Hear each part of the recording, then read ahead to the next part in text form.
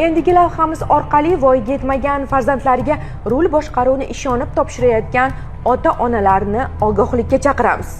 Joriy yilning 27-noyabr kuni soat 18:20 larda Qoraqalpog'iston Respublikasi Amudaryo tumani Gulzor mahalla fuqarolar yig'ini hududidan o'tuvchi 4R181 avtomobil yo'lining 16-17 kilometrida haydovchilik guvohnomasiga ega bo'lmagan, 2008-yilda tug'ilgan, voyaga yetmagan Amudaryo tumani 38-sonli umumta'lim maktabining 11-sinf o'quvchisi otasiga tegishli bo'lgan Cobalt rusumli avtomobilni belgilangan tezlik me'yorlariga amal qilmasdan boshqarib ketayotib, tajribasizligi oqibatida rul boshqaruvni eplay olmasdan qarama-qarshi yo'nalishga chiqib ketgan.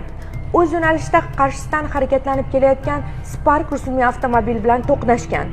To'qnashuv zarbidan Spark rusumli avtomobilda qisqa tutashuv bo'lib, old qismi yonib ketgan. Natijada Spark rusumli avtomobil haydovchisi bosh miya chayqalishi, chap oyoq sinishi tashxisi bilan tuman tibbiyot birlashmasiga yotqizilgan.